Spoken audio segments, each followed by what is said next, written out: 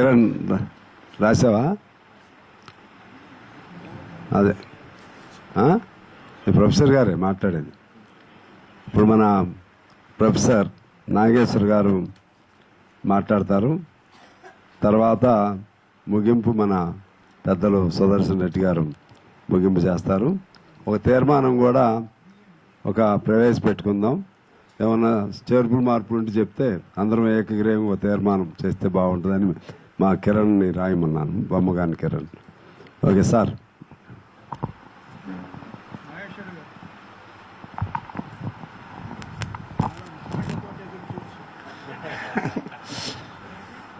బహుశా పెద్దలు చెప్పాలి, అసలు 15 రోజుల పాటు తెలుగు రాష్ట్రాల్లో వేరే అంశమే లేనట్లు ప్రొఫెసర్ నాగేశ్వర్ చుట్టూ పరిభ్రమించడానికి చూస్తే నాకేం అర్థం కావడం లేదు. అసలు ఏంటి, ఎక్కడ జరుగుతుంది, ఎక్కడ మొదలైంది అని. నా వరకు వచ్చే వరకైతే ఇది నా భావ ప్రజ్ఞా స్వేచ్ఛకు సంబంధించిన అంశం. నాపై జరుగుతున్న దాడి విశ్వరూపం మీరంతా చూశారు. ఒకటి, రాజ్యం ప్రభుత్వమే కేసులు పెట్టింది. ఆ కేసులు ఏంటి? రాజ్యాంగం అంగీకరించని, చట్టం ఒప్పుకొని, న్యాయ వ్యవస్థ తిరస్కరించిన కేసులు. May 7th section 153 of IPC, ఇప్పుడు దాన్ని సెక్షన్ 192 ఆఫ్ భారత న్యాయ సమితి అంటారనుకుంటాను, పెద్దలుంటే సవరించాలి. May 7th రోజు Andhra Pradesh high court Lagadapati Praveen Kumar versus state of ఆంధ్రప్రదేశ్లో ఒక వ్యక్తి చేసిన సోషల్ మీడియా పోస్ట్ పైన అల్లర్లు సృష్టిస్తామనే కేసు పెడితే అంగీకరించము అని చెప్పి దాన్ని కొట్టివేశారు. నేను ఎన్ని 10 రోజుల క్రితం కొట్టివేశారు. May 7th రోజు కొట్టివేశారు. జస్ట్ మీకు ఎందుకు ఈ మాట చెప్తున్నా అంటే, ఇది భారత న్యాయ వ్యవస్థ అనేక సార్లు తీర్పులు చెప్పింది. ఈ కేసులు చూస్తే ఆశ్చర్యం వేస్తుంది. ఎలాంటి నోటీస్ ఇవ్వకుండా అరెస్ట్ చేయొచ్చు, అల్లర్లు ప్రేరేపించాడు, కులం చిచ్చు పెట్టాడు. నా మాటలు ఎక్కడ కుల ప్రస్తావనే లేదు. విచిత్రం ఏంటంటే ఆ సెక్షన్లలో ఉన్నది ఏంటంటే, ఇది మాటలకు వర్తించదు, ఈ సెక్షన్ ఉంది అయినా పెట్టారు. ఇది స్టేట్మెంట్స్కు వర్తించదు అయినా పెట్టారు. అంటే దీని ఉద్దేశం ఏంటి? పెద్దలు సుదర్శన్ రెడ్డి గారు లాంటి వాళ్ళ ముందు నేను మాట్లాడకూడదు, కానీ డాక్ట్రిన్ ఆఫ్ చిల్లింగ్ ఎఫెక్ట్ అంటారు. అంటే ఎవరు మాట్లాడితే ఇదే జరుగుతుంది అనే సంకేతాన్ని పంపడం. ఇందులో వేరేది ఏమీ లేదు. నాగేశ్వర్ అనే వ్యక్తి ఏదో అనుకోకుండా దొరికాడు అంతే. దీని అసలు లక్ష్యం ఏంటంటే, మేము ప్రశ్నలను అంగీకరించము, ప్రజల పక్షాన మాట్లాడితే అసలే అంగీకరించము, ఈ భావ ప్రజ్ఞా స్వేచ్ఛను అంగీకరించమనే ధోరణి. సో అక్కడికి ఆగిందంటే 2 రాజకీయ పార్టీల ట్రోల్ ఆర్మీలు అత్యంత హేయమైన రీతిలో క్యారెక్టర్ అసాసినేషన్ అనుకో, ఏదైనా అనుకో, దానివల్ల ఏమీ కాదని మీరంతా ఇంతదాకా చెప్పారు. నిజమది. నేను 40 ఏళ్ళుగా రాస్తున్నాను, మాట్లాడుతున్నాను, రాస్తూ పోతాను, సిరా ఇంకే వరకు అని సినారే మాటలు గుర్తొస్తున్నాయి. సో మాట్లాడుతూనే ఉంటాను గొంతులో ప్రాణం ఉన్నంత కాలం, దాంట్లో ఎలాంటి మినహాయింపు లేదు. సో ఎందుకు మాట్లాడతాము?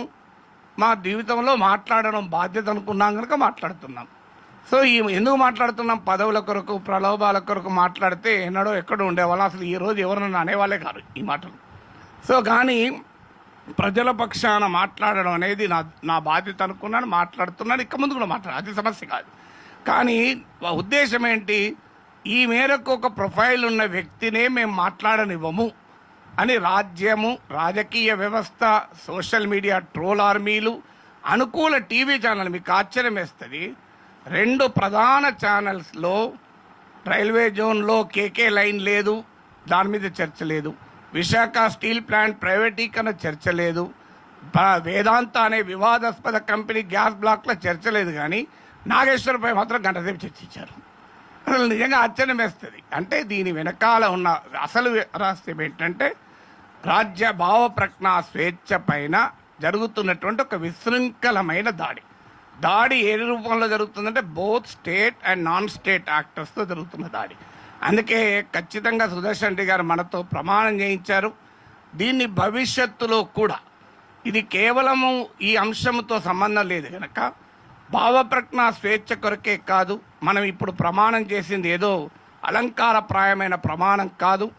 కారణం ఏదైనా, సందర్భం ఏదైనా ఆ రాజ్యాంగ పీఠికలో ఉన్న స్వేచ్ఛ, న్యాయము, సమానత్వము, స్వాతంత్రం అనే లక్ష్యాలకు పునరంకితమవుతూ తెలుగు నేలపైన ఒక మహత్తర రాజ్యాంగ పరిరక్షణ ఉద్యమానికి ఇది నాంది పలికితే నేను జీవితంలో ధన్యున్నైనానని భావిస్తాను. అందువరకు దానికి కృషి చేయవలసిందిగా మీకు అందరికీ విజ్ఞప్తి చేస్తూ, ఒకటి మాత్రం నేను ఖచ్చితంగా మీకు చెప్పాల్సిన అవసరం కాదు, మీరు పెద్దలందరూ ఉన్నారు, కానీ ప్రపంచవ్యాప్తంగా ఉన్న తెలుగు ప్రజలకు చెప్పేది ఏంటంటే, భావ ప్రకటన స్వేచ్ఛను పరిరక్షించే విషయంలో కాలం నన్ను తుది సైనికుడుగా నిర్ణయిస్తే నా తుది క్షణం వరకు నా భావాలను ప్రకటిస్తూనే ఉంటాను. ఏ రకమైన రాజ్యేతర నిర్బంధాలకు భయపడే ప్రసక్తే లేదు. సమాజం నా వెంట ఉంటుందని నమ్ముతూ దీన్ని కేవలం ఒక నాగేశ్వర అంశంగా చూడొద్దు, దీన్ని భావ ప్రకటన స్వేచ్ఛ అంశంగా, రాజ్యాంగ విలువల పరిరక్షణ అంశంగా చూసి మనమందరము అనేక రకాల రాజకీయ అభిప్రాయాలు ఉన్నవారున్నా, అనేక నేపథ్యాలు ఉన్న వాళ్ళన్నా అందరము కలిసి మౌలికమైన రాజ్యాంగ పరిరక్షణకు పునరంకితం కావటానికి ఈ సందర్భం ఉపయోగపడాలని విజ్ఞప్తి చేస్తూ, నా కొరకు వచ్చి అంశం నాతో సంబంధం ఉంది అని మాత్రమే నేను అనుకోను, కానీ నా కొరకు వచ్చి ఈ అంశం పైన మీ అభిప్రాయాలు చెప్పి నాకు మద్దతుగా నిలిచిన మీ అందరికీ కూడా, పెద్దలు సుదర్శన్ రెడ్డి గారికి, రాజకీయ పార్టీల నేతలకు, మీడియా ప్రముఖులకు పర్సనల్గా కూడా ధన్యవాదాలు తెలియజేస్తూ సెలవు తీసుకుంటున్నాను.